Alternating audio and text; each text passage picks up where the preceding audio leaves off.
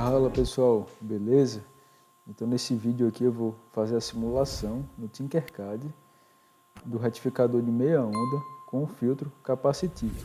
Então a gente tem aqui a alimentação de entrada, certo? Que é um gerador de sinais aqui no canto esquerdo, que vai gerar uma senoide para a gente com tensão de pico a pico, frequência e offset de forma controlada, né?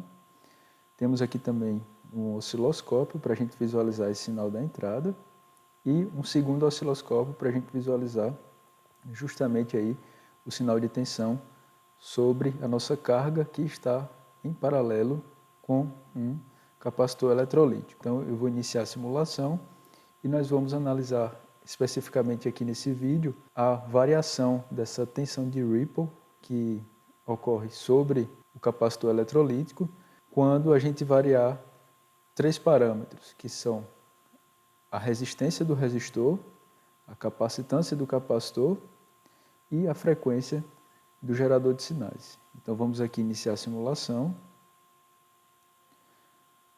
Então vocês já podem ver aqui, então essa fonte está configurada para uma frequência de 60 Hz, com uma amplitude ou tensão de pico a pico de 8 volts. Nesse caso, não considerei nenhum offset. A partir da análise do osciloscópio, que está conectado diretamente nos barramentos de alimentação, nós verificamos um sinal senoidal com 8 volts de pico a pico. Podemos avaliar as divisões, temos aqui uma divisão, duas, 3 e 4 divisões, que corresponde a 4 volts no semiciclo positivo e mais 4 volts no semiciclo negativo, totalizando então 8 volts de pico a pico, conforme a gente ajustou aqui no gerador de sinais. E se você ainda não sabe como fazer essa continha das divisões, que a gente chama de escala horizontal ou escala vertical de um osciloscópio, eu vou deixar aqui em cima um vídeo e na descrição também desse vídeo um link para um vídeo em que eu trabalho um simulador específico de osciloscópio e gerador de sinais. E também, se você ainda não conhece os parâmetros básicos de um sinal senoidal de corrente alternada,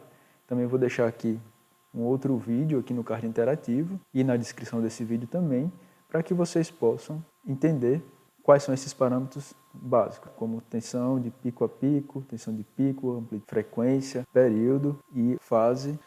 Então a gente já pode visualizar, segundo o osciloscópio, a tensão sobre a nossa carga que está em paralelo com o nosso capacitor eletrolítico. Então a gente pode verificar que o sinal ele está quase contínuo. Tem apenas algumas oscilações que a gente chama de ripple, essa tensão de ripple, conforme verificamos na aula teórica.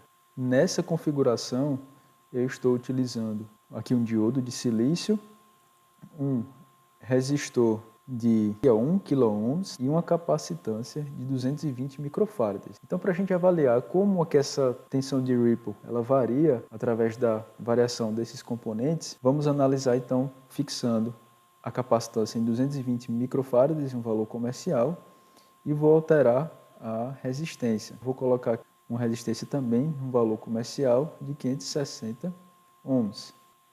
Então, a gente muda aqui a escala, 560 ohms.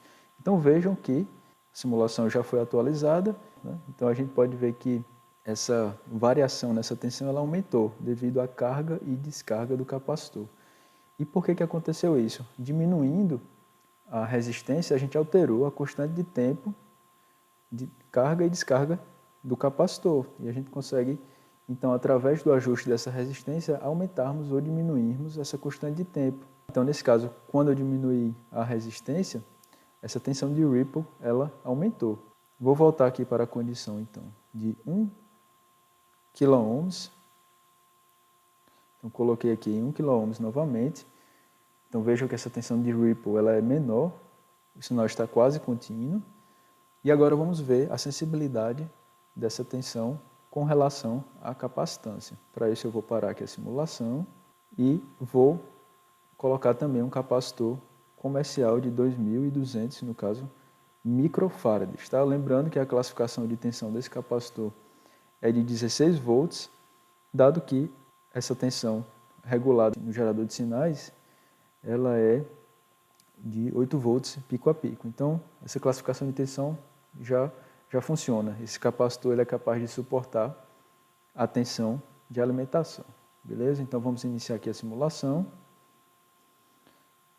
Vamos esperar acabar aqui o transitório e o circuito entrar em regime permanente. Então o circuito agora está em regime permanente. A gente pode ver que é quase imperceptível essa oscilação na tensão sobre o capacitor eletrolítico. Então vejam que também, quando eu aumentei a capacitância, eu também alterei a constante de tempo de carga e descarga do circuito, né?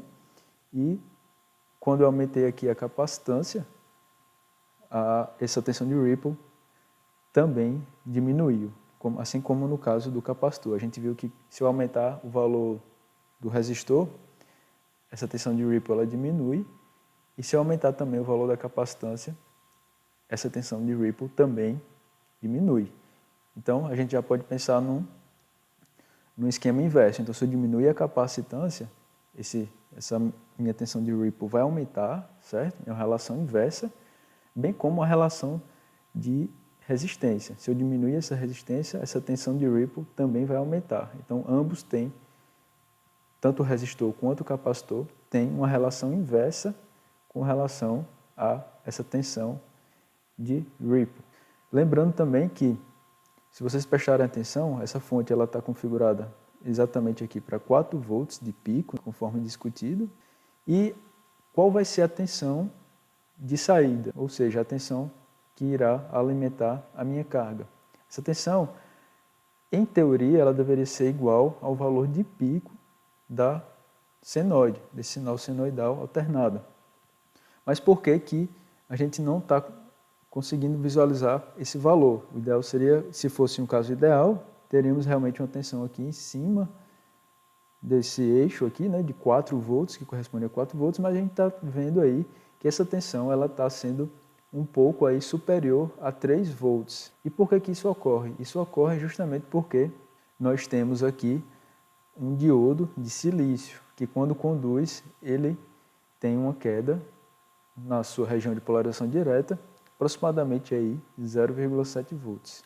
Beleza? Então eu falei sobre a variação dessa tensão de Ripple quando nós alteramos a resistência. Também mostrei essa variação nessa tensão quando alteramos a capacitância. E agora eu também gostaria de visualizar a alteração também na frequência do sinal de alimentação. Então, são esses 3 parâmetros que a gente tem que analisar quando formos projetar um retificador, seja de meia onda ou de onda completa. Essa variação nessa tensão de saída, essa tensão de Ripple, ela vai ser sensível também à frequência. Então, eu vou colocar para isso uma capacitância de 220 microfarads para que a gente possa visualizar melhor essa oscilação na tensão de saída, beleza? Agora eu vou alterar a frequência e vou colocar uma frequência, então, 10 vezes maior, uma frequência de 600 Hz. E vou iniciar a simulação. Então vamos aguardar. Verificamos aqui que o sinal de entrada tem uma frequência bastante elevada e verificamos que também é quase imperceptível as oscilações na tensão de saída, a tensão sobre a nossa carga, mostrando aqui para a gente que também o aumento da frequência ocasiona uma redução nessa tensão de Ripple, beleza? Então, toda vez que a gente for projetar um retificador, a gente tem que avaliar a capacitância do capacitor, que é utilizado como filtro, a resistência da nossa carga e a frequência do sinal de alimentação. E verificamos aqui a relação inversa desses 3 parâmetros, frequência, capacitância e resistência, com relação a essa oscilação na tensão de saída. Então, quanto maior for a frequência, a capacitância e a resistência, menor será a oscilação nessa tensão sobre o capacitor, conforme verificamos na teoria. Tá? E se você ainda não conhece o retificador de meia onda sem o filtro capacitivo, também vou deixar aqui um link e um card interativo para que vocês possam visualizar a simulação anterior a essa que é a simulação do retificador de meia onda, apenas com carga resistiva, beleza? Então, pessoal, espero que vocês tenham gostado. Esse foi mais um vídeo aqui com base no que vimos na teoria, para expandir aí nossos conhecimentos. Então, se vocês gostam desse tipo de conteúdo, compartilhe esse vídeo, deixe o joinha, comenta aí o que vocês acharam dessa simulação e se vocês aprenderam alguma coisa. Isso é muito importante para que eu possa fazer mais vídeos como esse e espalhar mais conhecimento para todos. Obrigado, valeu, um abraço e até a próxima.